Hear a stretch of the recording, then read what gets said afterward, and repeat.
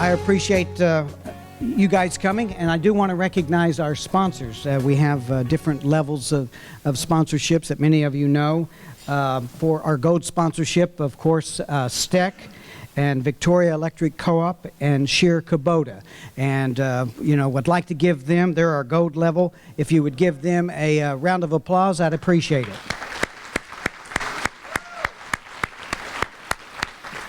Our silver sponsors this year for the 2021 banquet is the UPS Store and Budget Blinds. They're sitting over there. Thank you. State Representative Jeannie Morrison is one of our silver sponsors. Citizens Medical Center. Mike, thank you very much. Texas Farm Bureau Insurance Companies. Invista.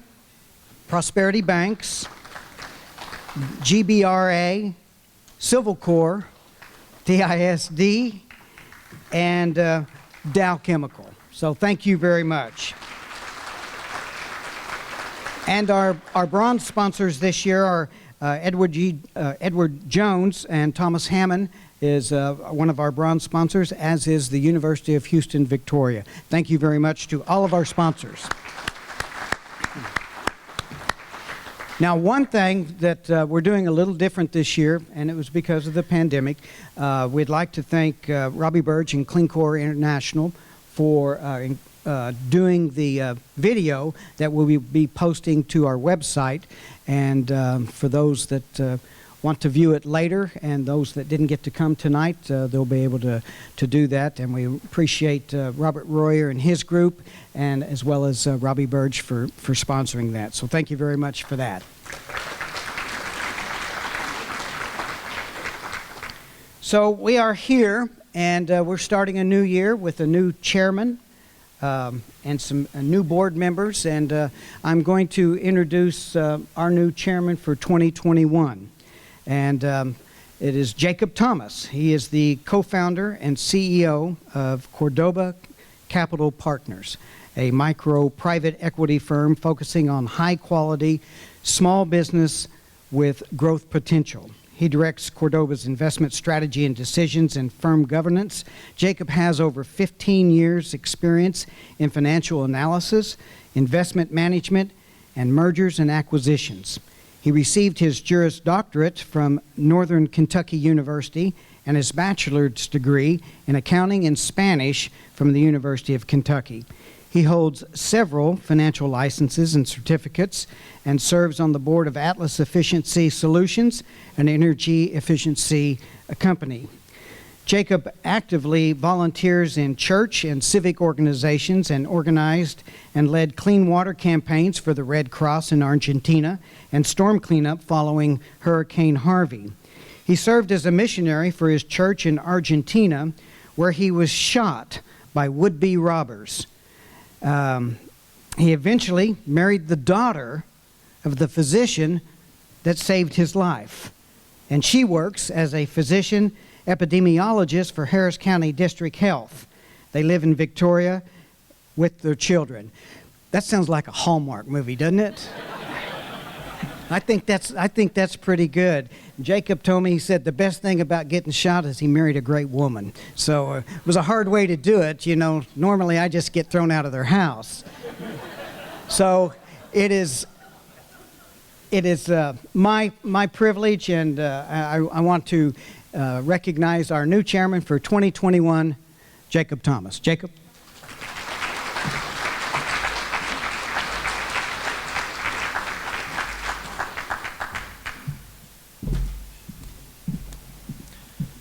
I'd asked Jeff to also say that I was the smartest, wittiest, and the best looking guy that he'd ever met, but he neglected to include that, so it's okay, Jeff. So usually in speaking in these kinds of settings, it's recommended to find some common ground with the audience. Fortunately, you and I already have something in common. Neither of us know what I'm going to say. So I guess first off, we would like to thank everybody that's here. Thank you guys for coming. Thank you for being part of the chamber, for the support, and the community, for all that you do within your families, within your businesses. Thank you for being here. Also want to thank Jeff and Chrissy and the rest who put on this banquet. During non-COVID years, this is quite a feat. During COVID years, the level of difficulty certainly is raised, so thank you guys for doing that.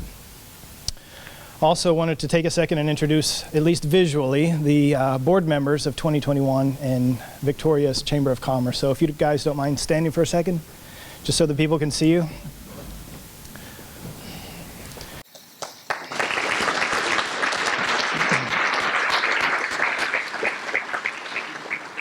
I won't introduce them individually, but most of you probably know them. If you don't, please take the chance to get to know them. They're great people, and they work many tireless hours and volunteer hours on our behalf. So last year, Casey Houseworth and Tom Curtis completed their stint on the board. They're back to being civilians.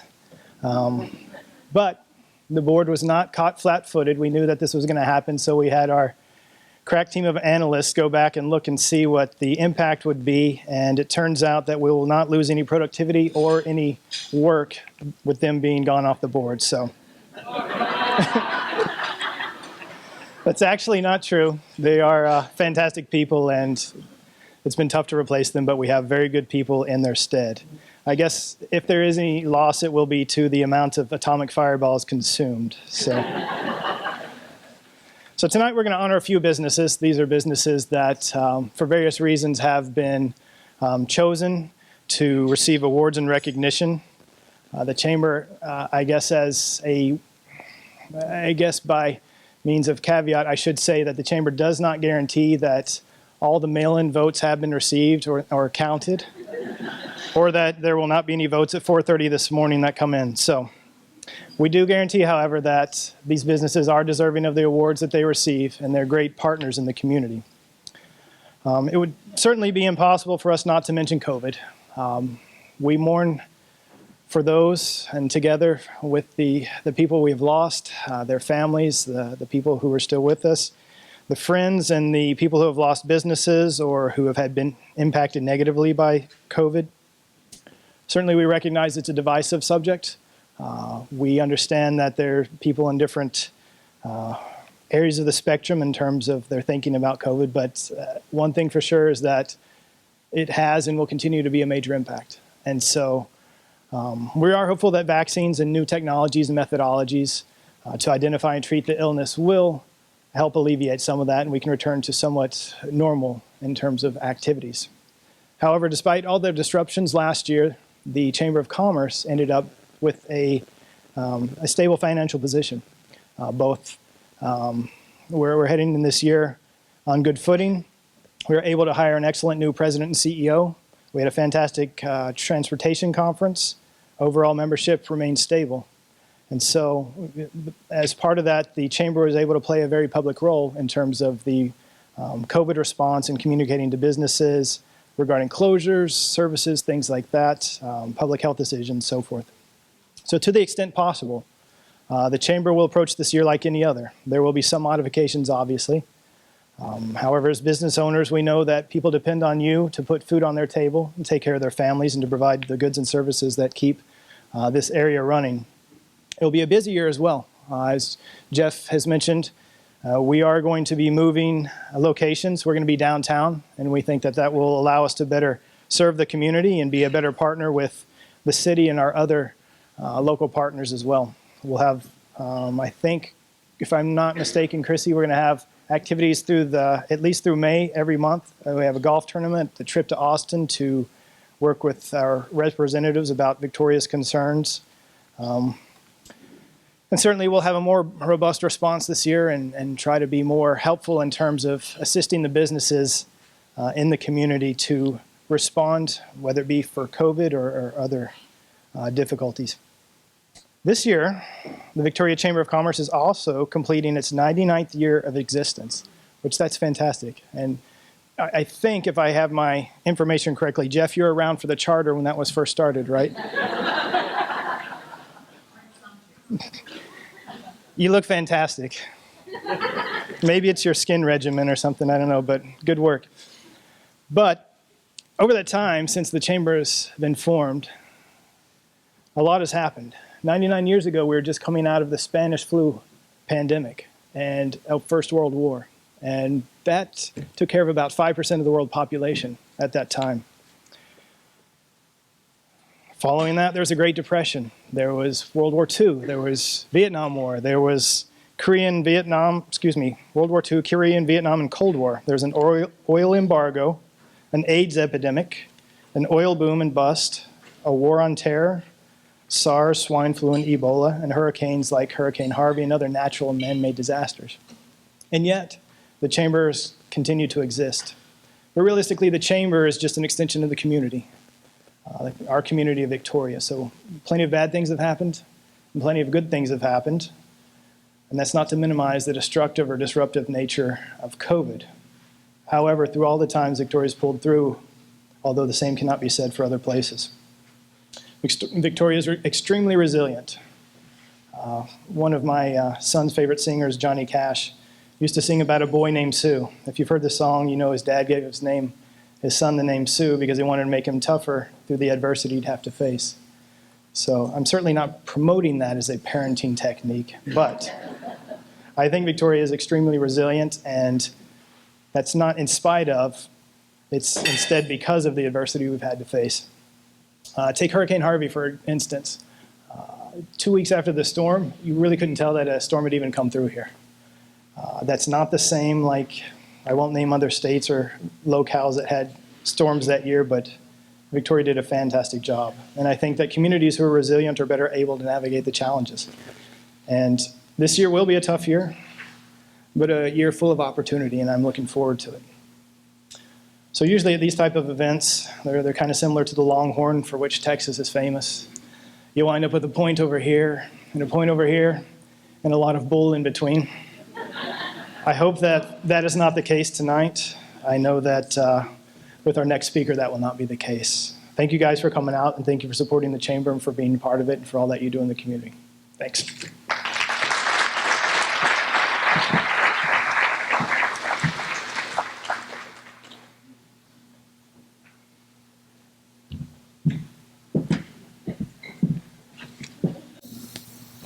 He really did get shot. I wasn't making that up. I even had to call him and said, "Did you really get shot?" And he said, "Yes." And so I've never met anybody who really got shot, and well, at least lived. You know, you've heard a few, but so that's one thing off my bucket list right there. So it was really kind of pretty interesting. So, and I felt like that would kind of bond you to T. Michael. You know, kind of puts it all together. So. T. Michael, he lives, though. You know, keep that in mind. Our next speaker is T. Michael O'Connor, and I was going to put together, a great introduction, which didn't seem right to really do. We know who he is. It was February, just almost a year ago, that he was sworn in as the U.S. Marshal of the Southern District of Texas. And, what can we say? He was our sheriff since 2005, is that correct? So he had almost 15 years under his belt. And he transformed the sheriff's department into a great law enforcement agency in the state of Texas, very well respected. And this was quite an honor for him to be appointed as a United States Marshal. If you Google T. Michael O'Connor, it does show the first result is United States Marshal. The one below it shows him as an actor in a movie that was filmed in Victoria and the region. And he plays a sheriff in that movie. And that was it was released in 2012. It was about 2009 it was made. You're trying to forget, aren't you? He gets a royalty of $11 a month for being in that movie. So that's what we call mailbox money. So, but I thought that was pretty interesting because actually I haven't seen the movie and I am so sorry. I have to tell you that. But I am going to search it out somewhere. Yeah, tonight, right, yeah. Is it really? Is it really?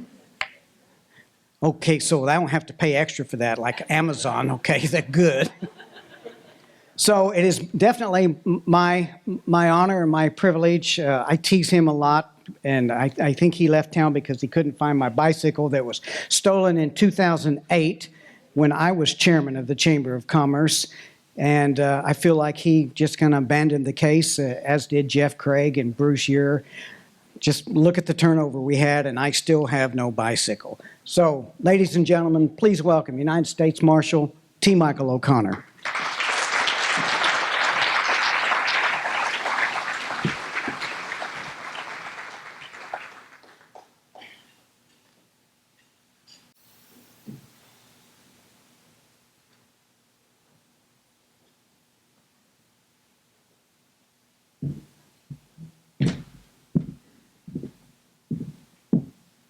Howdy. Howdy. Normally, I do not wear a hat in a building unless it's of a formal nature. But I'd like to make a presentation tonight that I think is very special. And if Jeff, if you would come up to the front here. Guys, would you help me? Jeff Lyon? Yes, you. Please stand right here.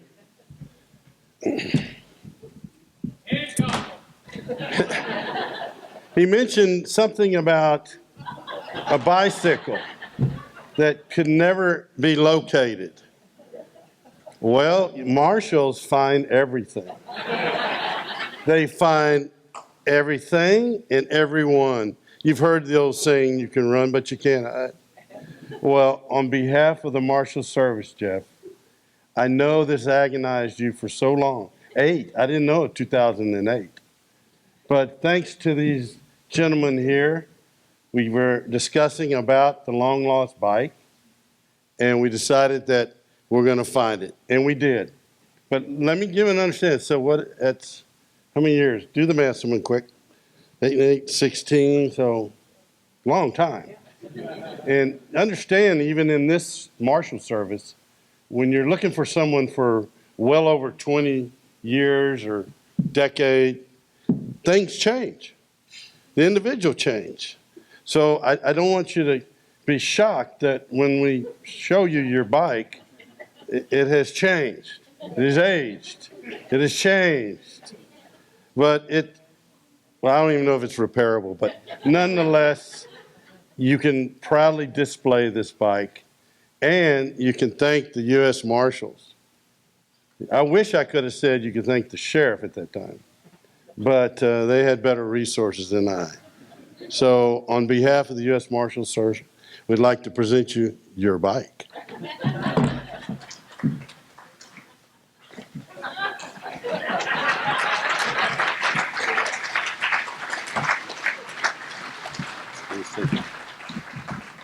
It's lost a little bit of shine.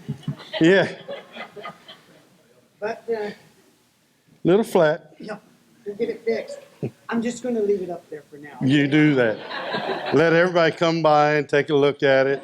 And fortunately, we did not, since I left the sheriff's office, I don't have the evidence file showing the before, evidence. So it'd be nice for us to show you what it looked like and then what it is. But just imagine that it was shiny and had tires with air in them. Again, thank y'all very much for allowing me. I'm going to take my hat off now, if that's okay. I probably shouldn't because it's a presentation. There's not much up here. But I'm very pleased to be able to come back. As Jeff mentioned, on the 3rd, which is next Tuesday or Wednesday, I would have been in the office, or I am in the office, for a year. And so it has been a fast operation, if you don't think so. There's so much that has gone on. And so I've had a lot of challenges. But thanks to the men and women of the Marshal Service, I wish I could show you all aspects of what the Marshal Service is about. What I was not happy about is I had to leave pretty much everybody in the office. But what I was happy about, I am able to bring much more resources to South Texas, to the Southern District, and especially to Victoria. And so, you know, one thing I like about it is I'm behind the scenes way more than I need to be up front. And I've really enjoyed that. You know, I've always been one to be engaged and take on challenges, and it definitely has been of that. So, you know, I sat here and I thought, okay, what do you want to know? You know, I've been pretty amazed that people think of, you know, Wyatt Earp, you know, or Tommy Lee Jones. We're better than that. Well, maybe not Wyatt Earp. He is the epitome of what a marshal was. But there's a lot of history here, and even various divisions that have specialization. Unfortunately, we would be here all the evening, and I know, so maybe at some point we can come back and have maybe a town hall meeting and allow some of these marshals to talk to you about their stories. So I told them a while ago, I said, look, I want you, instead of me and Luann, well, let me recognize Madam Marshal for sure. Madam Marshal, please stand.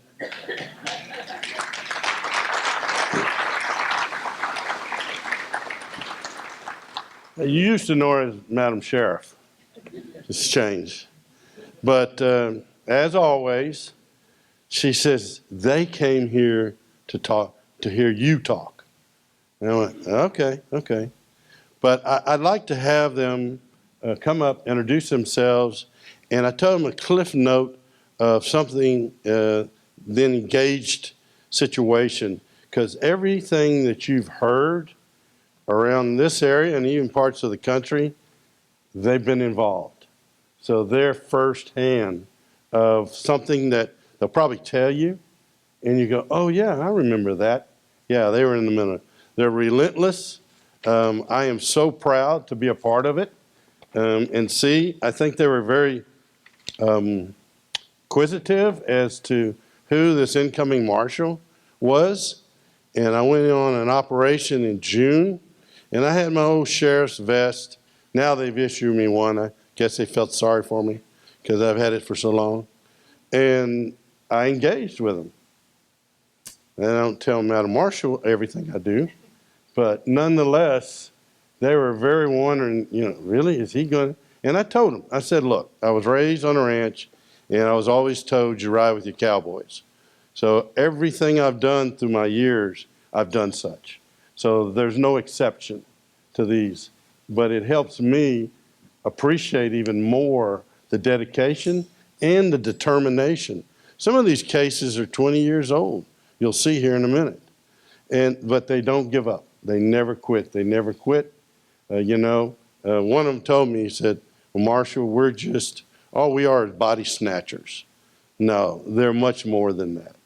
And I am so proud to have them come. And I assure you, I did not volunteer them to show up.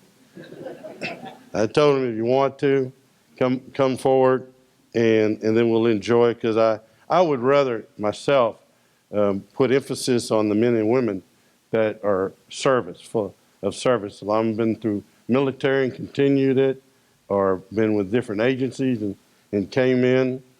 So to me, if I'm sitting out there, I don't necessarily want to hear me. I want to hear them. So we're going to take a minute or two and allow them to come up, introduce themselves. We just did this in the spur of the moment. This is how good they are. You know, I figured they'd probably push back on me. Go, no, Marshal, I'm not going up there. Every one of them go, I'll do it. And so I told them, I said, let's don't get into real details, just kind of do a Cliff Note version. And the first one is Josh Wright, but I'm going to hold off, Josh, because you're going to be talking about a case that I'll show up here in a minute. He's been 13 years with the Marshal Service. He is a supervisor, and I'll let him kind of go through all that. But what I'd like to have is Michael Williams, that's a supervisor here in Victoria. And I like, since if you don't know, we do have When I took over as sheriff, there was 1 or 2 marshals. And then I was able to convince them that, come on up, Michael, we needed more resources in Victoria of all kinds. No agency can do it alone. And the criminality that was beginning to increase in the area, we surely couldn't handle it ourselves. Fortunately, we were able to build, and now Michael is a supervisor here of a team that works in the region, not just Victoria, but in the region. So I'm going to let Michael just say a few words to him. Good evening, everybody. I appreciate the opportunity to be here. Good news, I don't recognize any of you. There's no wanted posters. As the marshal said, real quick, the Southern District of Texas covers Houston, Galveston, Laredo, Corpus, Brownsville, McAllen, and it covers Victoria. And if you know Marshal O'Connor, he's a little bit partial to Victoria. So I take this job very seriously. In this community, I like it a lot. At any given time, the Marshal Service here in Victoria has about 200 federal prisoners. We work a number of state warrants. I'm in charge of the Gulf Coast Violent Offender Fugitive Task Force here in Victoria.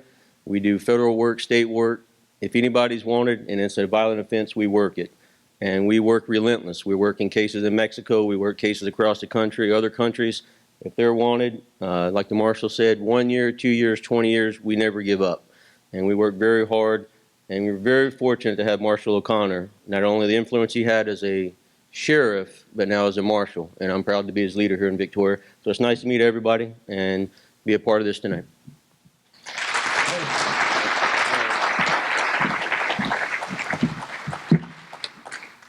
Paid to you by the U.S. Marshal Service. That was pretty good advertisement. Gino. Yeah.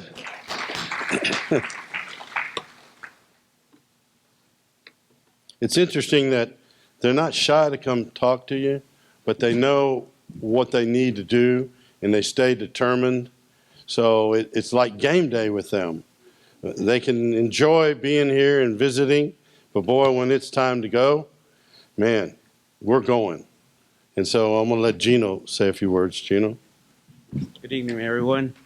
My name is Gino Quintero. I am a judicial security inspector. I've been with the Marshal Service for about 11 years.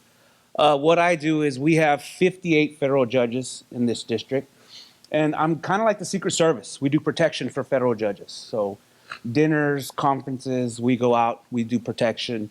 We do the whole thing, stuff in the ear, the suits and everything like that. We also take care of the facilities, all the different federal courthouses. And in fact, was it last week? The day before inauguration, we had somebody throw bricks through one of the windows in the courthouse. And it was interesting because this individual was looking for President Trump. And since the marshal lives like 5 minutes away, of course, myself and one of the other deputies were responding, he decides to take it upon himself and talk to this individual that clearly has mental problems and state that he is talking with the president and that he's not here. He is not at the courthouse right now. So we did show up, take him into custody. He does have mental issues. He was somebody we dealt with a few years before. He decided to sneak matches into the courthouse and lit the judge's carpet on fire. So we've had, previous interactions with him. But that's just some of the stuff we do. We deal with a lot of different things. But it's great to be working with the Marshal and with the Marshal Service. Thank you.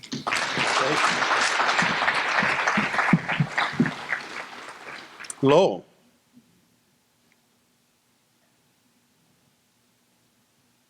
Yeah, I asked the gentleman, I said, are you just mad at him or what? No, I commend his service. I went, so you threw bricks at the federal building to think you could come in and see the president. He kept asking me, is he here? Is he here?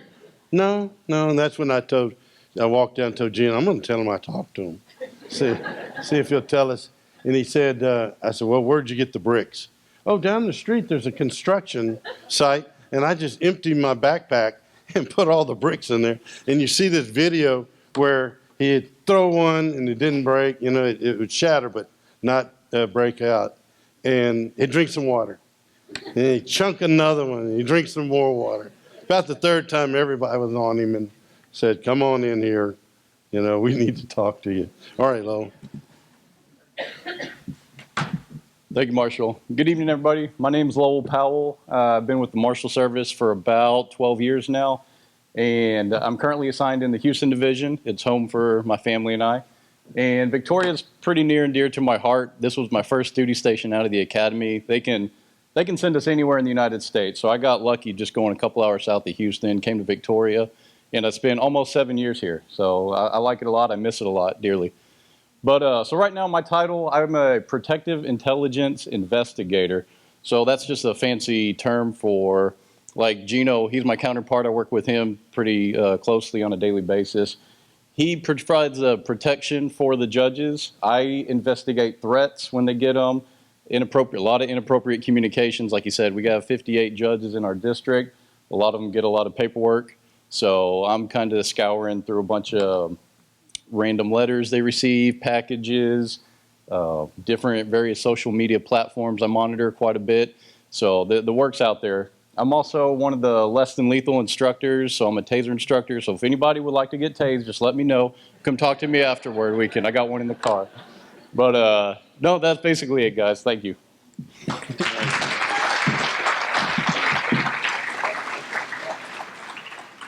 Alfredo, he's our senior member. Need some help to get up here? Huh? Okay.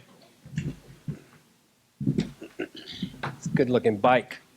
It's like 12 years old.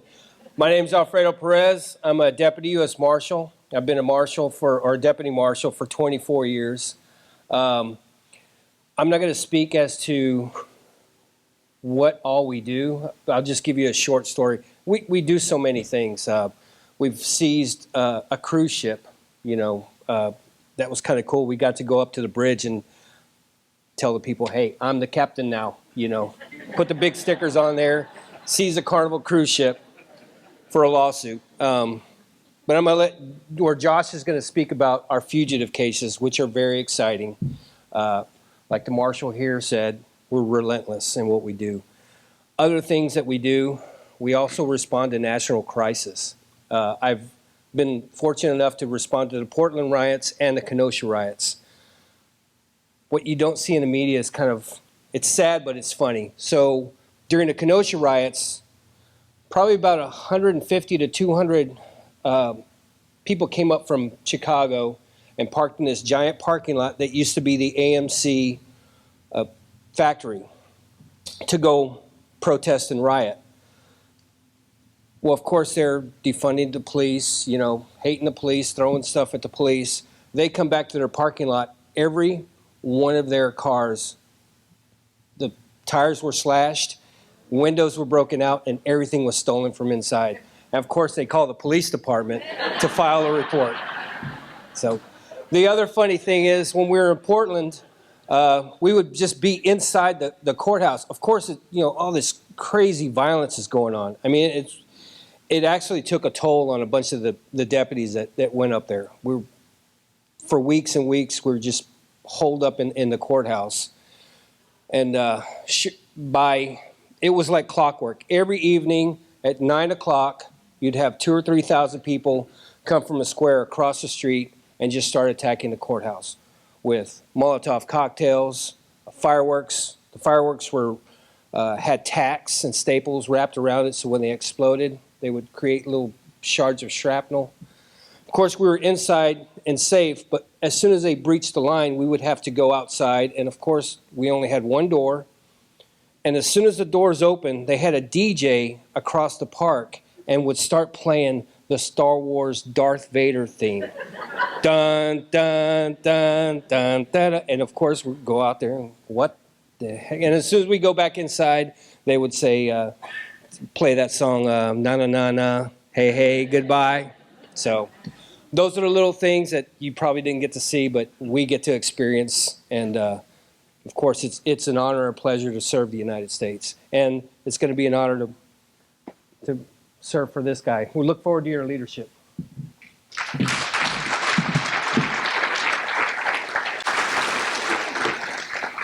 Well, thank you. I guess I'll tell you just a couple stories and then I'll go on with the PowerPoint. Get a call from the U.S. Attorney and also the Attorney General that they wanted the U.S. Marshals to go down in the area in Houston and take custody of N95 masks and gloves that apparently this individual was hoarding these and maybe selling them for way more than they're worth. And I said, you're kidding me. You want the marshals to go watch? Well, do we arrest anybody? No, we just want you to watch and see. So called my chief and I said, look, you're not gonna believe this, but this is what I got. I'm going down there. I was closer. He goes, oh, no. He says, we go in pairs. I said, not tonight. I'm going. So I went down there about midnight, and it's just a warehouse thing. You're sitting there. And so probably about 4 o'clock in the morning, I get a couple of the deputies come up and take my place. Nothing transpired. So we go back. We send all the team, thinking we're going to have to take this facilities over. And I don't know, distribute it. But we were watching, and I heard one of them say, hey, a constable just drove up. And so we were kind of monitoring that. Well, the constable had paper from the county judge. And apparently the county judge had an order to take possession of these masks. And I went, oh, thank the Lord. I did not want to be any part of this. And called the U.S. attorney and said, too late. They beat you to it. And I said, we're gone. And we all rolled out. The other thing is we responded to a barricaded individual in Montgomery County in Conroe area. The sheriff is a very good friend of mine. And so I'm following. I'm not familiar. So I'm following my chief deputy about 5 or 5:30 in the afternoon. And against the traffic, with the traffic, however. We get up there, and not knowing the scene, you kind of naturally look for a command center. We did, pulled up there, and then the chief does a U-turn, and then he goes under a barricade. I go, well, I guess I got to go in there too. So I pull up. I'm in a vehicle, not my Nelly, or they would have never let me in their barricade, but the vehicle I have, and I saw them signaling over. Like, we really want to let this guy in? Yep, they let me in. So he wanted me to go park against traffic. There was no traffic. It was all blocked off because of the barricade situation. And they had, armored vehicles, guns, everything, waiting to apprehend this person. So I thought, well, I'm not going to, I'm not going to go up. I'm going to turn around and come back and park the right way. I got in the intersection, and just out of the corner of my eye, I see I'm in the red zone. I'm in the middle of the barricade person and everybody that's drawing guns and the armored vehicle. You couldn't imagine how quick that Tahoe could make a U-turn and got out of there. I mean, it was something else. And then later, I heard that they were on the radio squawking, who's that, who's that? And I think one of our marshals said, that's the marshal. Yeah, it's him. Of course, I didn't hear the end of it from the sheriff as he arrived a little bit later. So let me go forward with you about the Marshal Service, and I think would help you. I have it. Oh, okay, thanks. So right here, I'm going to have to kind of turn sideways here. This depicts kind of the timeline of what's going on. The upper left is Judge Rainey. So I submitted my letter of resignation on that day, the 3rd, to the county judge. Basically, all I said is, as of high noon, adios. That's it. Don't have to go any further. And then high noon and 1 second, Judge Rainey swore me in. Unbeknownst that a perfect storm came in with me. So as you see here, this is the director of the Marshal Service that commissions you. So we had to go up. And there's only 3 of us right here. And this new Marshal, all 3, he's out of the D.C. He's a D.C. Marshal. Imagine what he's been contending. I mean, he went into the frying pan. And this one here is from New York. So between Houston and the Southern District, which is the largest district, not geographically, but by operations, it is the largest in the nation. And then having these 2 other friends, I stayed up with them quite a bit because I knew what they were going in. Whenever they needed, assistance, and these men and women went. And we went East Coast, like Alfredo mentioned, Kansas City. You never thought about that. St. Louis, New York, New Jersey. I mean, all over. And what's interesting is when I first came in and I was trying to tour the district, I'd have some of the marshals say, well, Marshal, all we're doing is, taking intake, arrestees, and don't really get out in the field. So when this broke loose and the borders closed, etc., I said, you can't make an excuse now. You better volunteer or you're going to be voluntold. And it didn't take long for them to start signing up to try to go and get a great experience. We were very fortunate in Houston, and I'll show you.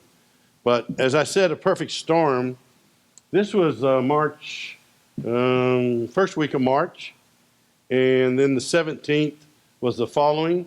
But I told my family, I said, look, something's up. I'm getting the intelligence, and we were supposed to leave on a Sunday. Ceremony was on a Friday. I said, we're out of here tomorrow. Sure enough, it broke loose on the Sunday. And then travel, etc., was problematic. But this is how I felt my first few days coming into the Marshal Service. This is COVID. I mean, this is that perfect storm. And I'm going, really? No one, like y'all, we've never experienced anything of this magnitude. And so, we deal with judges, we deal with 8,000 inmates across the district, protective service, all of that. And it almost just came to a halt because of it. Unfortunately, we have court security officers, and first month there, we lost one of them to COVID. But, some of them have got it, some of them haven't. I'm fortunate to tell you now, happy to tell you now that a good deal, not quite the majority, have received their vaccination, and they're looking to do the second one. And of course, they've been asking me, and that's why my name's Thomas, as in doubting. So I said, all right. I said, maybe this isn't the time to lead by example, but I'm on the list. And when that time comes, I'm definitely going to do it. They're in the round of doing the second round.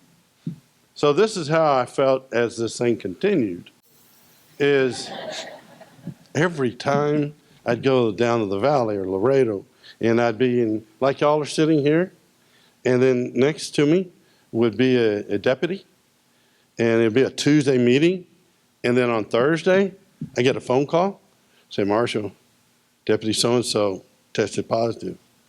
Damn. So what do you do? Again, it's a leadership question. I wasn't as much worried about myself, but how do I set an example, a newbie, and a new marshal, in setting an example to them all? So I had to do time out. I had to go off. I have an apartment that Madam Marshal located. Thank goodness it's a one-room apartment, because I definitely don't know how to take care of one. In that apartment, I haven't been in an apartment since the mid-'70s. So it's a different thing. I call it the kennel, because there's more dogs than people in this apartment. And I'm definitely not the youngest person in this facilities. So I've had to make some major adjustments on this, and one of them is mealtime. You know, thankfully I've had Madam Marshall come up and teach me about frozen dinners. I mean, I remember in college the TV dinners, you know, on that aluminum foil, and it wasn't much of anything. Now it's much better. But, you know, I strike out food that can last for 40 years in the shelf, and then I don't have to worry about something, you know, going bad. As you mentioned earlier, these are the different facilities, different regions in the district. We're showing them all, and so we have personnel, including Victoria. So we basically go from Galveston to the Houston Metroplex to College Station. That makes me happy. And then go straight down to Laredo, and everything on the border, southern border, including, you know, the Gulf, is in my in the district, Southern District. So Marshall Parmelo, she was a sheriff I worked with. She's a marshal in the Western District. So the two of us have all the border from El Paso to Brownsville. And yes, challenges are definitely have been obvious. I want to just kind of tell you a little bit of a story. A lot of people say that they just don't know what the marshals do. You got a little bit about what they had told you what we do, and that's not city marshal. We have no kinship to a city marshal. You know, it's got the broadest authority, and let me go to the next slide. Kind of gives you, basically, I'm not necessarily going to read it all, but you can see the diversity of the first as it got started in 1789 by the judiciary, and President Washington was the one that appointed 13 on the next slide. But you can see the posses. So when we're growing up and watching the marshal and how he gave a badge to the individual in the community to be a part of the posse, that was true. That was the real deal. They came from all walks of life. As I mentioned, it's the oldest and broadest law enforcement agency. The responsibilities had grown so much, it got overwhelming. So as other agencies began to be established, they began to delegate, kind of like with the FBI, DEA, ATF, because it was something that the Marshal Service just couldn't stay up with. And they really depended on, as I was saying, assistance by deputies and posses. Again, I don't want to be repetitious, but that just tells you what it took to establish them. But I thought this one was real interesting. The battle, you know, in the war in Lincoln, New Mexico, and they had just Hatfields and the McCoys, baby.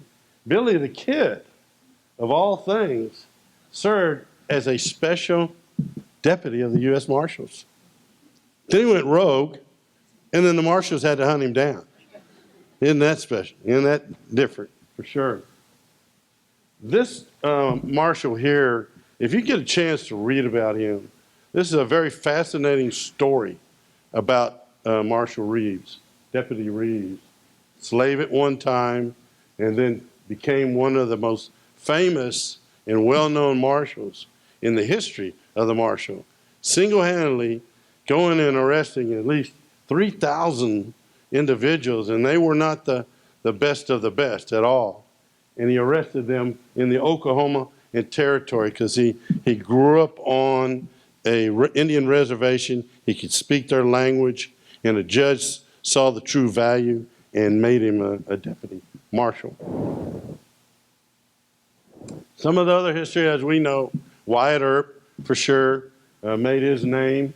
And then, of course, in the Supreme Court and the Attorney General, they began in 1890 saying that these marshals are going to have to protect the federal courts because, especially going in the 1900s, there was a lot of litigation, there was a lot of issues with the railroad and everything else, and so they needed an arm to protect the judges, and that's when the Marshal Service took over that responsibility, as well as in the 60, as you know, the infamous picture in Alabama with Miss Bridges. This is a picture of her in later days. This is a Norman Rockwell photo or picture that he drew of that situation, but the marshals were a part of protecting her and allowing her with the aspect of integration into schools. In 1902, the Southern District began. So there was an Eastern and a Western District. But President Roosevelt decided that need as much as what's going on, and I referred to the railroad, and you also had the Mexican Revolution there in 1910 over to 1920. At the same time, it was such prosper of railroads, and then you had unions, and they were striking, and they were trying to destruct and obstruct the commerce. And the marshals had wound up having to accompany the rail to protect what's on the rail, whether it be individuals or any kind of materials, as well as getting involved in the Mexican Revolution. And so the first one in 1902 was Marshal Hanson, and he was a deputy marshal of the Western District. And so he came on, and he was pretty much all the marshals have been, maybe even myself, in some unique timeline that, you know, stamps different from any of the other marshals. Best of my knowledge, I am the only sheriff in the Southern District that's been appointed to marshal. Most of them were either a Texas Ranger or a deputy marshal at one time. So there's another aspect of being unique. Oh, let me back up here. I forgot to show you. Let's see if this works. I don't know if you see here, but Victoria was established in 1902. So the courthouse downtown was established here in 1902, which that's pretty good to have compared to all the other regions from Galveston to Laredo and around. Victoria was in the original makeup of the Southern District. This kind of tells you an overview, and you can see the Southern District. Well, you can't see it very well, unfortunately, but like what I explained to you about where it traverses geographically. I mean, you have the Western and even the Northern may geographically be bigger, but we have the greater of operations. And so you see 94, and then sub-offices, and you see the number of deputies, and then the budget that we have as far as salaries and expenditures related. I wanted to show you this about Victoria, because Victoria has the same responsibilities and the same capabilities as all the other regional offices. And here's some of the things that they mentioned to you some of the deals, but this kind of gives you a pretty good idea of how broad and what the responsibilities lie for these marshals and supervisors. Judicial security. Again, we've become experts in this. Yes, you hear about the Secret Service and whatnot, but we have special teams that go and train all the time, just like a SWAT team. And we do have issues in the Southern District. Thankfully, we haven't had any major issues of recent, but we got to be prepared. And so constant training, for availability. When we had some unrest, we had to be prepared for it. And so judicial security here is taking care of not just the judges, witnesses, jurors. And that's why I say myself as sheriff in this job, I said it's a sheriff on steroids, because it's really parallels to what the responsibilities of the sheriff and the sheriff's office had over the years that I'd been sheriff. We had witness protection, but not to the degree of what we have now. I think the one thing they make sure to let you know, under witness protection, no one has been killed. And I hear the stories of some of them that were assigned to that and now are in the district, and it's pretty amazing the type, you know, from mafia, you know, to gang members that they have to have them in a witness protection plan. And so a lot of them don't want to be in it. You know, they want to try to, you know, you're in it for a while. Well, you know, it's for their definite livelihood that they stay in this, and we have to watch them. We have to watch out. But it's going to be a major case that takes down these transnational or organizational groups.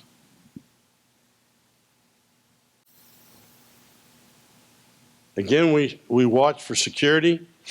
This is where we were watching an activity on top of the building in Houston. Again, it's the eyes and ears of what goes on at all times. So we have to be on guard. This was you know, I asked when COVID came. I got a hold of all the federal, and then I got the state, like Department of Public, the state agencies, and also the local sheriffs, constables, and I mainly did the federal. And I said, you know, you're the major resources of any civil unrest. What plan have y'all had over the years to respond to civil unrest? And it was crickets. And I thought, well, maybe they didn't understand. I said, what operational plans collectively do you have with regards to civil unrest? Well, what do you mean? Well, you know what? We don't know where COVID's going to go. And it may turn out that there will be civil unrest related to it. So for the first time in the Southern District, and especially in Houston, we were able to put together an ops plan, an operational plan that could be adjusted for what event and what circumstances. I mean, I was amazed to this. They should have had this. That means, as what I suspected as sheriff over the years, that some of these agencies are in stovepipes. And no one's trying to bridge them over, integrate them, and utilize each other's capabilities. So we were fortunate that I knew these federal special agent in charge in the region from serving on boards with them, and they were agreeable, and we established one. But we didn't think we were going to implement it as soon as we thought we would. So, as you remember, Houston, the first night, and I've known the chief, sheriff for a pretty good while, and we kept telling them, you know, you better stay on it. And there was kind of like, you know, harmless. And so as 60,000, we had multiple come to the general area of City Hall and the federal building. Not much in South Texas. There was a few here and there, but it was an epicenter because of the individual that was deceased was from Houston. So it just grew bigger and bigger because of the centralization of the community.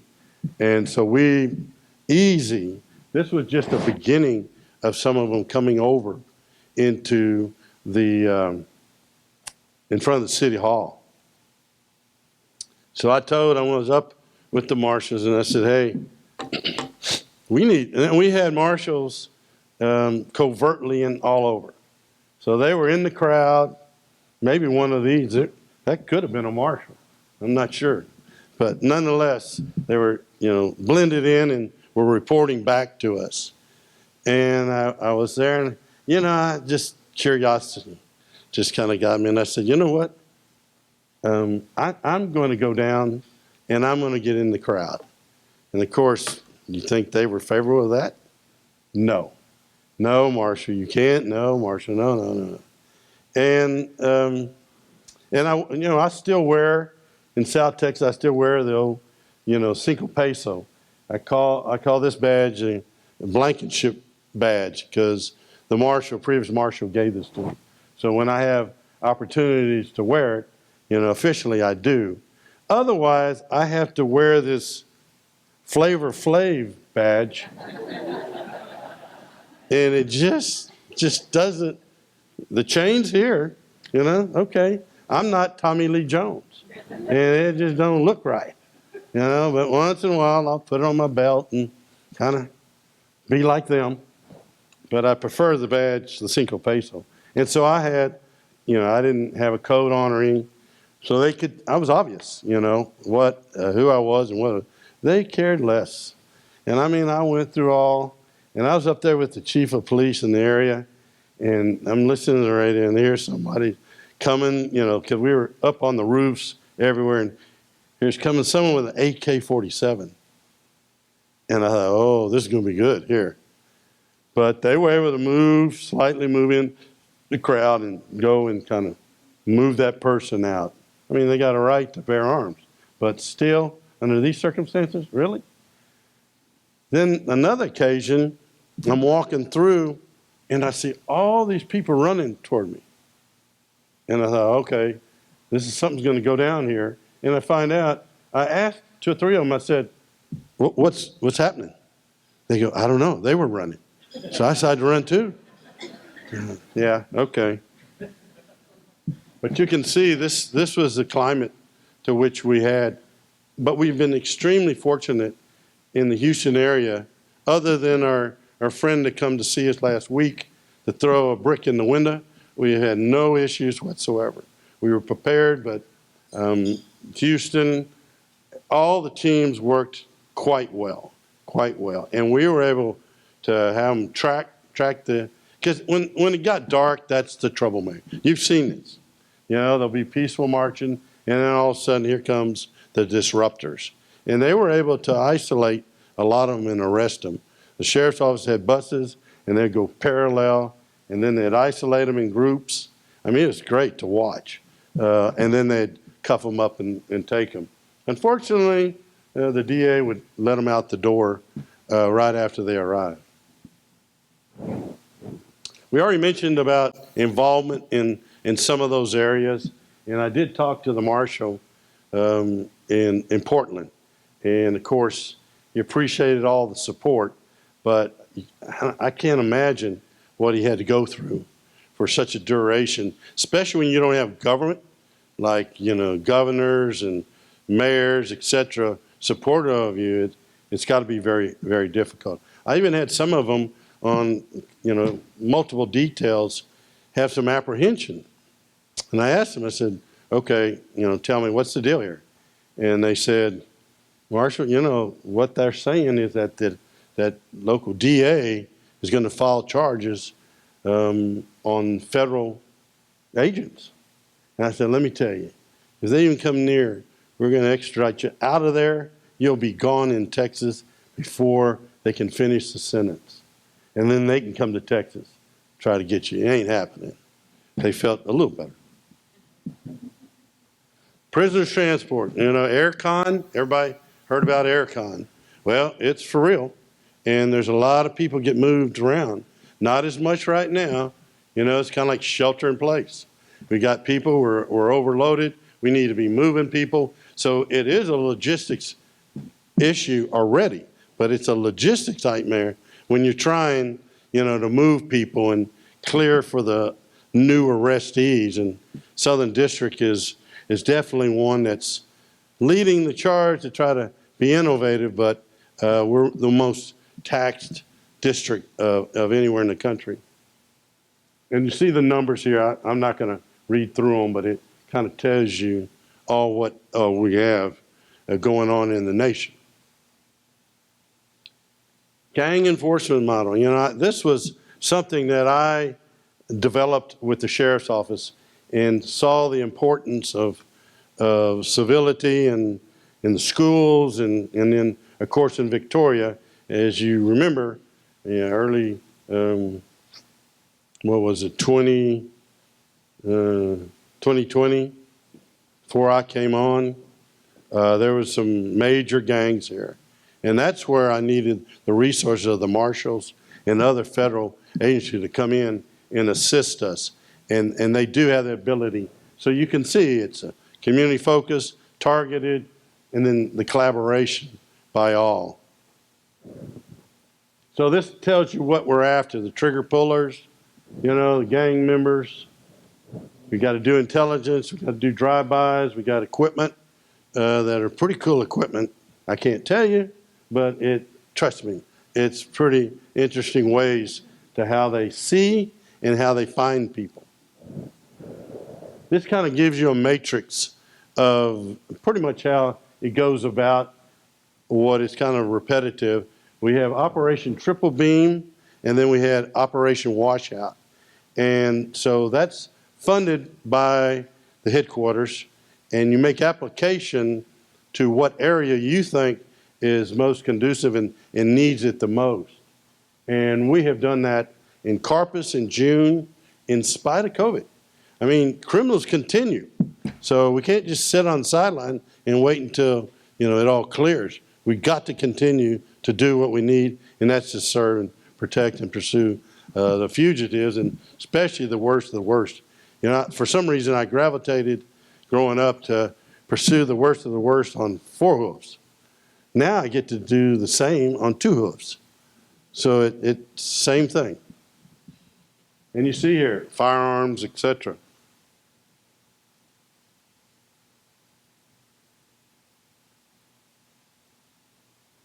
This kind of gives you, I'd say, divisions of within the Marshal Service. They're all over the world. And, you know, Interpol, and that's a consortium of countries, agencies that work side by side on a common denominator of criminals, and they're major criminals. But I want to just give you a kind of a sample. I mean, I wish I could come in and talk to you about each one of these, but we'd be here for some time. So I put emphasis that with the gangs, organized crime, these are some of the units that assist us in intelligence and then actionable teams to go out and apprehend these individuals. We also have offices. I mean, we spend a lot of time, we, the Southern District. And you can see here, even states here on the bottom, right here, South Texas, that we go into Mexico City, you know, Guadalajara, Monterrey. Everything's shut down right now. 1, COVID, and 2, in Mexico, they've decided, the government, Congress, decided that they just don't think they need to work with us on extradition, except for certain things. So it's become very difficult, and I've told, you know, we're going to probably hold off. I hate that, but we're going to have to hold off because it's becoming problematic in going into that country and trying to bring people out. So we're going to have to work through it. Don't know what this administration is going to do with regards to that. They asked me to go to Colombia not long afterwards, Bogota. And thankfully, COVID came. And then I didn't have to worry about going to Bogota. Our counterparts wanted me and the U.S. Attorney to go down and talk about more collaborations. And I thought, maybe, you know, the previous marshal got to go to Spain. And you want me to go to Bogota. Okay, I know how much you think about me. But, you know, may do it at some point when we see it's got merit to it. Wanted to show you, again, the countries of how we're extraditing. So you can see 80 countries, but who's first? Mexico, Colombia, surprisingly Canada, UK, and Guatemala. So you look at the numbers, significant numbers. So there are details that that's all they do. I mean, we have marshals that predominantly they're in charge of going and moving, you know, extraditing people, and it's a lot of paperwork and relationships. Who do you trust? How you get them there? This I just wanted to quickly show you a highlight of all of them, and this is a sex offender investigation, and you can see it's multi countries, multi agencies. This thing is a very major, I hate to admit, especially with internet crimes. I started the ICAC along with the police department probably a good 10 years ago because we were seeing more activities with regards to internet corresponding with minors, etc.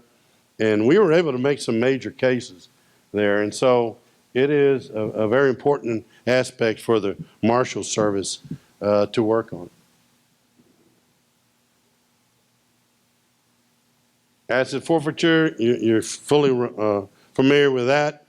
We take all the asset forfeiture basically from the federal government, and we're the carekeeper of that. So as Alfredo was talking about, how cool it was to board a ship and say, it's ours now. So it can be anywhere from horses. This was a picture of the Carnival Triumph that, usually, sometimes it's civil, majority of it's civil, bankruptcies, etc., to where the marshals have to take possession and custody of everything. Horses, vehicles, airplanes, it's all continues. Now, I know this is what you really want to know, and that's the fugitives and how we pursue fugitives. We're not going to tell you how, but we surely can tell you why and who. And that's why I want Josh to come up here and talk to you about this one case right here. You remember the 7? Y'all remember the Texas 7? The ones that went up to Dallas and then shot a police officer, and then they just came down to Houston and caused great havoc. These gentlemen here were a part of that team to take these people out. And then also, I'm going to have Josh talk to you about. Let me introduce myself. I'm Josh Wright. I'm a supervisor at Houston. And I supervise programs. So I cover our tactical training division. I cover K-9, judicial security. There's a lot of different aspects that I cover. OCDF, organized crime, drug enforcement. So I have a very diverse group of people that I supervise. It's challenging. It's exciting. I really enjoy what I do. Prior to the Marshal Service, I was in the military. I was a sergeant in the infantry, Iraq, back in 2003.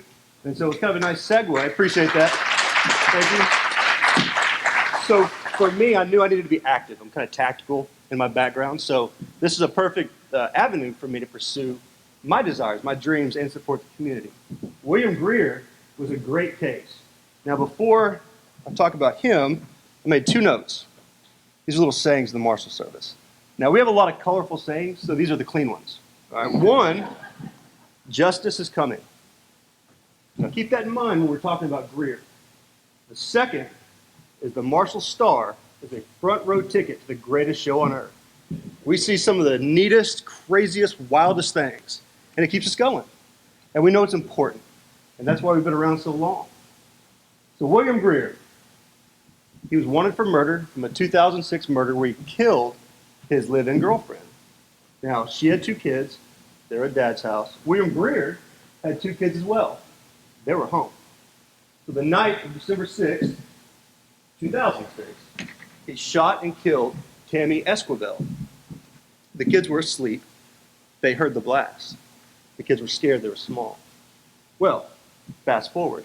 A couple days later, he's intercepted in Montgomery County, Texas, by a police officer.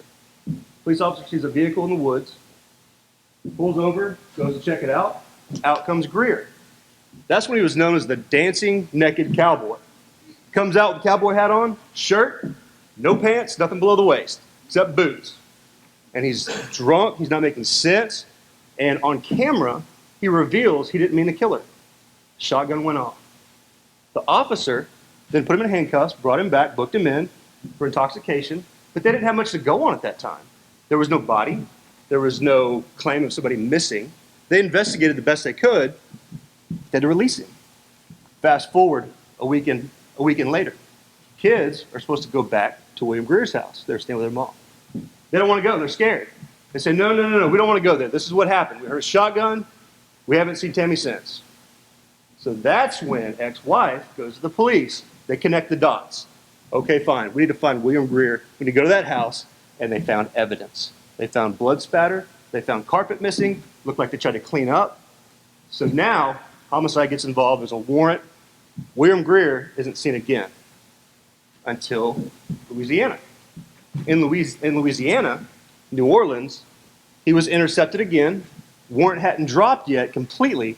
It was like what called a pocket warrant, so it's only kind of small, localized to try to find him. Well, in New Orleans, he's intercepted, gives a great story. He's with a girlfriend, bounces out, said he'd go back to the police department the next day to do some interviews, never shows. Hadn't been seen again for a while. Marshal Service is involved. Harris County reaches out to us. We start investigating. We got a full-fledged murder warrant now. Well, America's Most Wanted. They take the case, and he becomes the second most aired fugitive on America's Most Wanted. Now, what's interesting about William Greer is he was a true chameleon. This guy cut ties completely with his family. What he ultimately did was he moved all the way to Kentucky where his brother was. And he got baptized, changed his name, exploited women, gave them sob stories, got involved in churches, and he lived off of people. Now, you might think that's a pretty good way to hide. And in most cases, somebody like that probably won't get caught for a while, if ever. But William Greer was missing a toe. You can't fake missing a toe. You can fake a whole lot of things. You can grow a mustache, you can shave your head, you can do all kinds of things, but you can't fake that toe. So you can't lie your way out of it. So the Marshal Service, after about 5-6 years, we decide, you know what, we're going to upgrade this case. This needs to be a top priority of our agency. So he becomes what we know as a 15 most wanted case. Out of the entire world, the Marshal Service deems him one of the top 15. Now that case touched many hands across a span of 10 years in our agency. Alfredo Perez, he was involved in that case. That case had a nexus to Victoria, believe it or not. William Greer's son lived out here. No, I don't think he does anymore, but he did it like 5 years ago. And so we had leads that maybe he was still talking to the dad. You know, now you have like social media, you have cell phones, all these cool way of tracking people. What do you do with a person that doesn't have any of that? That lives off the radar, off the grid? It's very difficult. You have to be persistent, okay? With our mentality of justice is coming, we never give up. We don't quit. When we have a case, we work it to a logical conclusion every time, every case. And some of us, and Alfredo can attest to this, some investigators on our task force have 100 cases. Every day we go to the office and we look at our boss. Oh, great, there's another red jacket. Oh, there's another blue jacket. Better get to work. But William Greer was special. Once it became a 15 most wanted case, he was then eligible for IOD, which is our Investigative Operations Division support for us, so we could have resources globally that we might not have access to, and a $25,000 reward, which is significant. 25,000 bucks, a lot of money, right? Guess what? Somebody got that money. Because 10 years after the murder, so in 2016, I'm now the associate investigator. So I'm like the number 2 on the case. And my partner, Leslie Raymond, we traveled to Kentucky with a film crew because America's Most Wanted and that crew stayed with the case from America's Most Wanted to The Hunt with John Walsh to Crime Watch Daily with Chris Hansen. And they kept checking in with us. Well, they rode with us. And if any of you are curious, you can go to YouTube still because they broke it up and put it on YouTube. And it's called U.S. Marshals Hunt for William Greer. And you'll see the 3-part series, and you'll see my truck that's out there, me and Leslie having fun. So we went all through Kentucky. And I tell you, I've been to some small towns in Texas, like backwoods small towns, and piney woods and everything. I have never been to some places like I did in Kentucky. But it was fun. Met some pretty interesting people. So we went all through Kentucky because that was the last known place he was seen, right? And we knew he was going to churches, homeless shelters, living off of others. Well, what we learned in Kentucky is that he also junked trains. That's significant because trains can take you anywhere you want to go, north, south, east, or west, and you're completely off the grid. There's no registry. You can't get gas receipts from that. You can't pull video from that. You're on a boxcar. So we exhausted all of our leads in Kentucky, and the film crew put on the air, which pushed him out of his comfortable spot again. That was his MO. When we'd broadcast, he'd watch himself on TV, and then he'd move. That's what he did again. So we get a tip a year later from that broadcast, in 2017, that there's a guy in Mexico, real far south, down in Tabasco. There's a guy down there that beat up his new wife. Sound familiar? Beat her up real bad and said that he was going to hurt her like he did that girl in Texas. Scared her enough. And that's what it took. Scared her enough to where somebody else investigated for her. She disclosed this guy was missing a toe. Anybody know how you miss a toe, by chance? I didn't know. Here's a fun fact. When he was 5, he was riding a bicycle. And that saved you. See this chain guard right there? His bike didn't have that. He was barefoot. He was pedaling. That little toe got in there. One right next to the big toe. Anyway, apparently this guy was missing a toe. So we have friends in high places and low places. We reach out to those friends, attaches in Mexico City that work with the Federale Police, and they did a drive-by of this small house in the middle of nowhere right on the coast down in Tabasco. And they see a guy known as Gringo, little skinny thing. Not this big strapping guy. There's not a good picture of him when he was big. Maybe that one top left. He was a big guy, bodybuilder. But they see this little skinny guy. And they say, that kind of looks like him. They take some pictures through tinted windows and they drive off. They send the pictures to me. I say, you know what? Oh, and by now I'm the lead investigator on it. And so I say, you know what? That does look kind of like him because look at the ear and little things you can't really change the face. So look, why don't y'all go back over there and politely ask to see his feet. That's not going to work. I didn't say that. I said, why don't you go over there and put the guy in handcuffs and take his shoe off? And sure enough, that very next day, they went over there, took that shoe off, and he was missing that toe. And that was the end of William Greer's hunt. After 11 and a half years, just like that.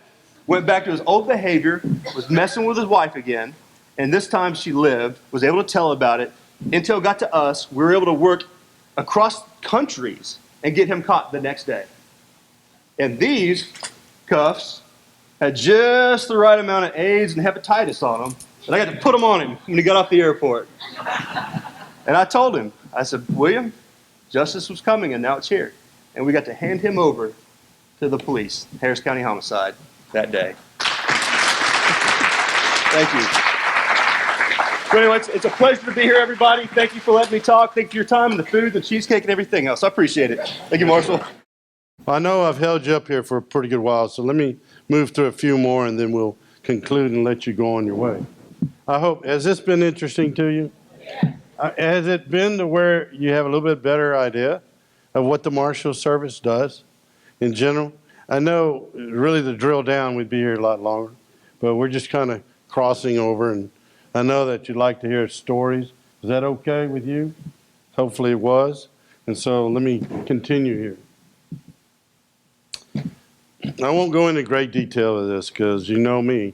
I was in the middle of all this for 16 years because I saw the importance of what Victoria was turning into.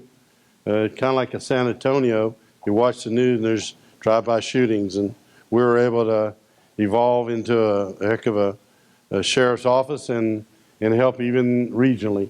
Because I had the other sheriffs tell me, okay, you ran everybody out of Victoria, but what about, Calhoun or, DeWitt? So that's when we all got together and were able to take care of that. They mentioned to you about the Gulf Coast Task Force. And again, this is just South Texas, and it's teams that are full-time. We have what we call TFOs. We have assignees, just like here. I had signed, when I was sheriff, deputies to be with this team because it works in a combination of having local, state, and federal jurisdictions, and the ability of, the local and state, they know what, they know the communities, and they know how to go about finding some of these people. This is one of the operations that was before me in 18, and you can see that the MS-13 in Houston, they dismantled them, and I admitted I made a statement here yesterday in a press conference that I would like to say that you can eradicate it, but really it's suppressing, because eradicating, there's always some means of crime will continue, but suppressing them to me is just as effective. I see we're standing over here. Do you want to ride your bike? I know he's got a lot of stuff to do. So this was in Houston also in 19, but I wanted to show you the most recent. This was Corpus Christi in June where we went out and I swore in 60 officers. And again, it's a multitude of agencies, as you can see here, of everybody, and they were all ready to go, and we had great success. And it was night ops, day ops, you know. We went and did house calls. Here's showing one of them for our house calls. Knock, knock. These are some of the clients we had. This guy's not real happy, but he's going to jail. This is just a traffic stop, and you would have these things: guns, drugs, money, you know, etc. I don't know what the Q-tips were.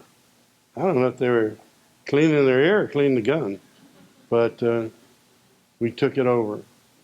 This is in Galveston. We had a press conference yesterday, and the multi-agency operation here. You can see all the representatives of these agencies. So I want to tell you that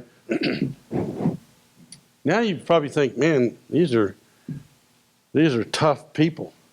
But you know what? We are empathetic for other things. And so I'll show you here missing children. We have a missing children unit. And a lot of them are being trafficked as prostitutes, a lot of domestic children. And so that's one of our main missions, is to pursue missing children. Some of them are appreciative that you found them, and some of them are really not.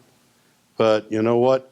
It gets disheartening when you discover this child and then they're combative, they don't want any part of you.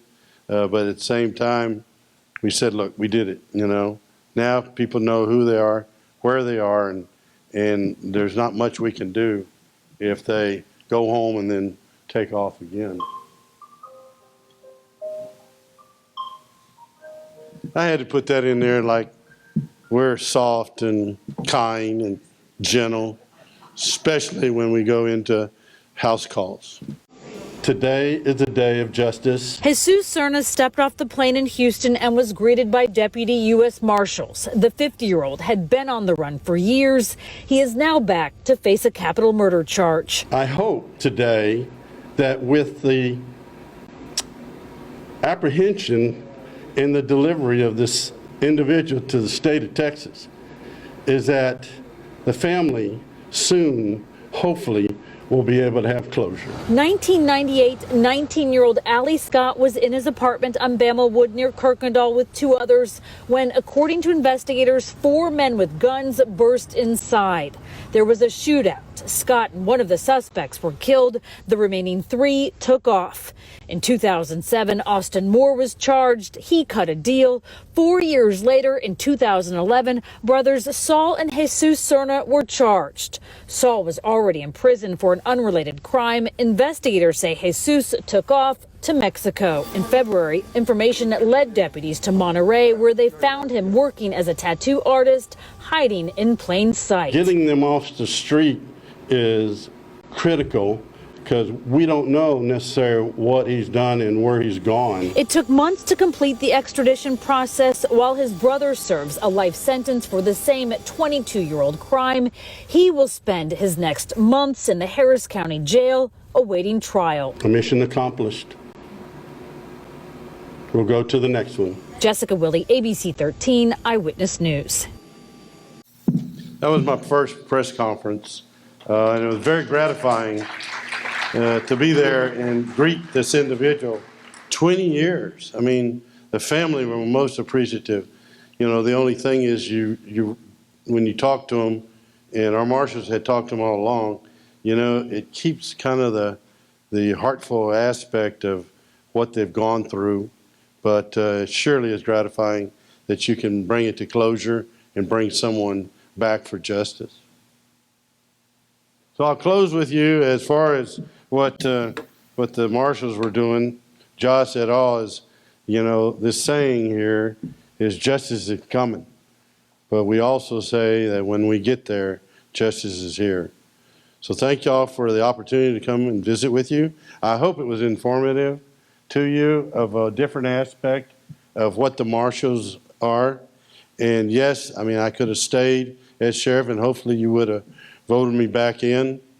But I saw a lot of potential here, in the interactions I've had with the marshals that I think I we'll see, have a contribution to them, but more so a greater contribution to Victoria County, and the surrounding area. Great things are coming forward. Thank you very much.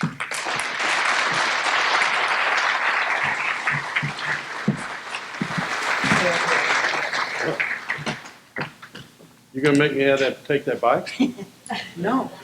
As a matter of fact, Dr. Kent, if you don't mind, I am going to tear up the hallways my last month up there at ETC on that bicycle. So, With cats on it. thank you very much. Just a little gift from the chamber. Wasn't necessary. Yes, it was. Yes, it was. You'll like it. It's a torture kit. Yeah. Well, add to our collection. All right. Thank you. Thank you. I appreciate it. Thank you for the bond. We'll take it back. Oh, good.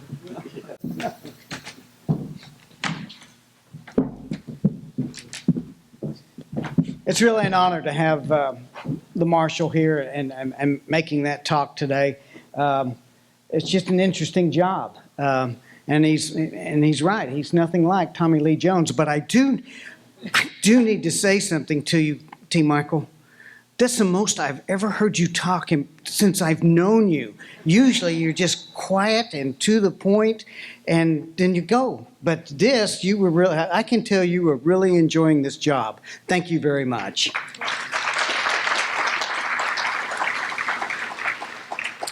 We would like to recognize two people that have departed our board of directors after 6 years of service.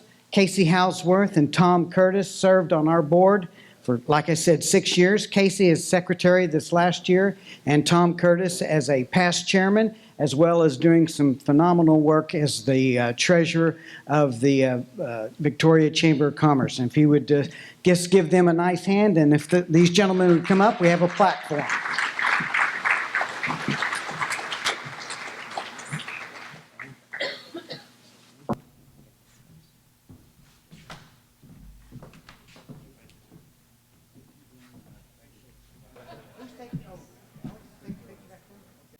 We now want to move into the recognition of our Small Business Partner of the Year. And, regardless, COVID was a big subject in 2020, and a lot of people, they responded the best way they could. Every business in town responded the best way they could. They tried, they closed, they opened, they closed, they delivered, they curbside, but we all had a basic need. We knew what we needed, and we knew when we needed it, and I don't care if it was food, toilet paper, paper towel. We were on the hunt and on the search for it. Some businesses reacted a lot faster. Some businesses, such as Dick's Food Store, instituted senior citizen shopping where you could come in early and they weren't exposed to crowds.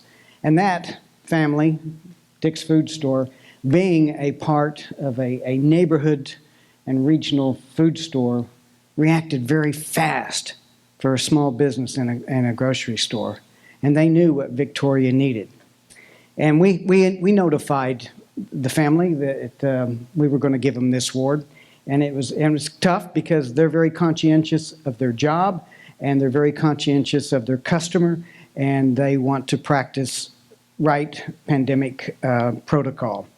And so we are giving this award to Dick's Food Store, and I want to read a statement that was written by Ronnie Hayek and his sister, Karen Barton. This award completely is unexpected. You don't think about those things. You're just trying to take care of your customer and keep enough groceries on the shelf, which includes toilet paper. Every week, there was something new cropping up from our wholesalers that we had to deal with. You take it head on, do the best you can, move on down the road, and thank God every chance you get and the blessing He has given us to be able to serve Victoria the best we can. So thanks to the Victoria Chamber of Commerce, and thank you, Victoria, for this award. It is greatly appreciated. We do have Ronnie Hayek as the representative of Dick's Food Store, who is going to accept the award. Thank you very much, Ronnie. Come on up.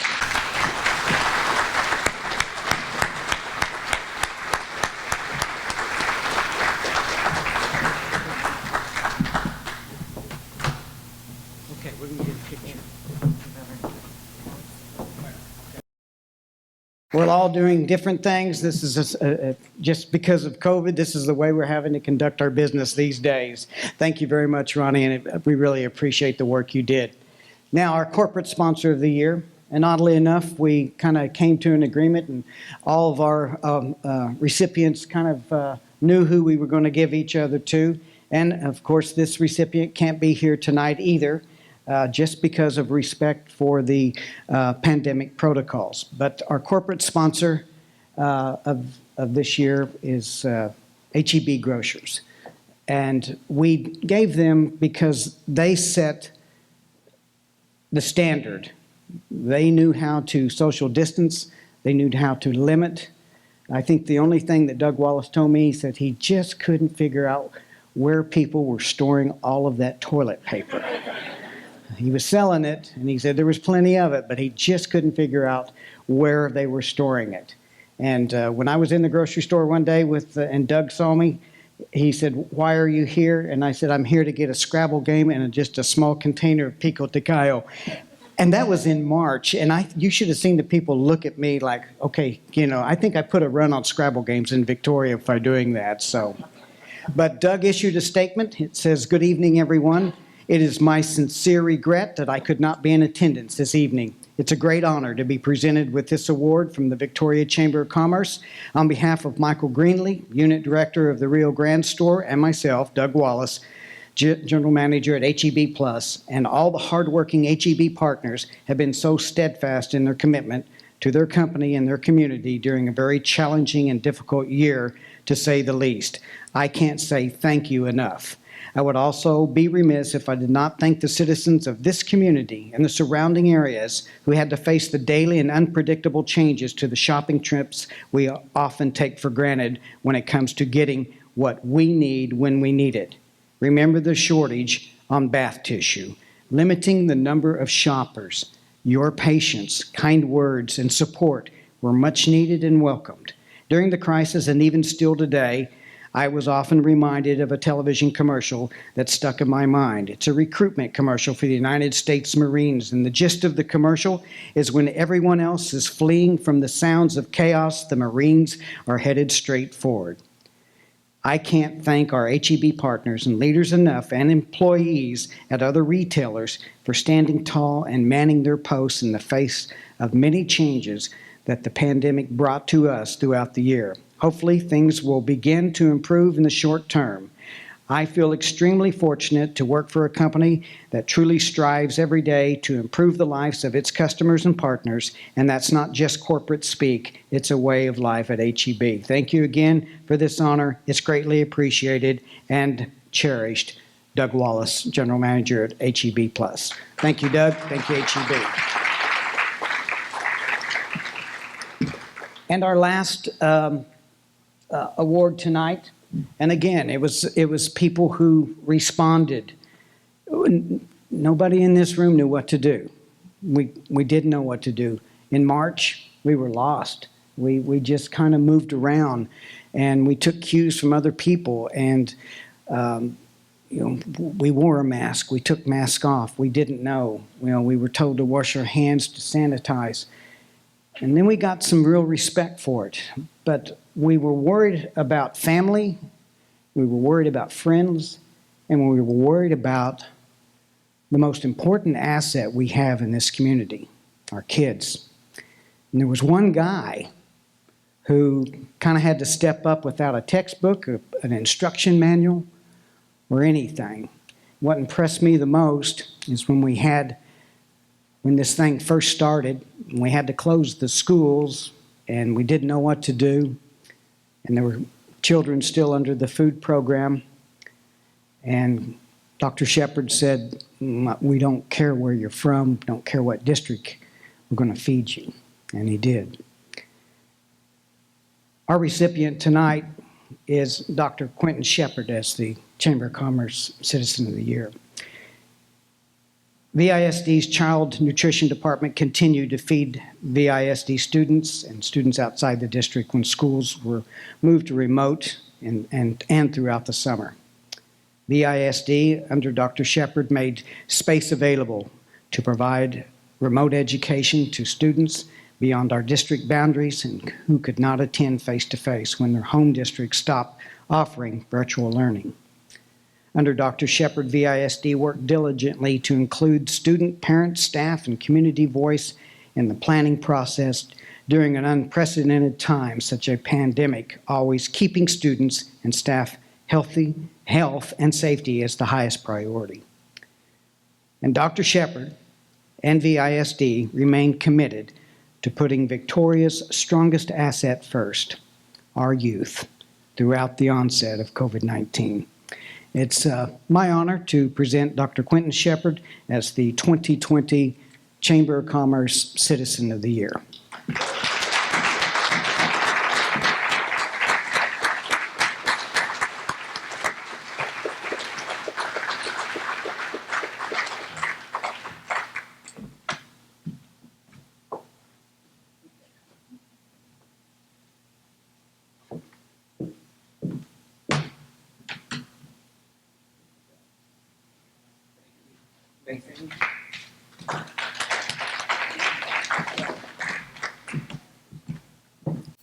Thank you so much.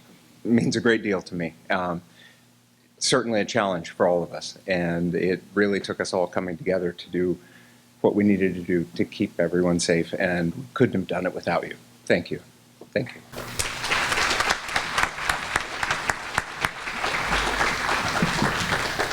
If you notice, Dr. Shepard's letting his hair grow out. You know, we used to have the same barber along with Jeffrey Tunnel and Jacob Thomas. We all go to the same hairstylist. This pretty much concludes our evening. I do want to say special thank you to Chrissy Blaine. She put all of this together. Thank you.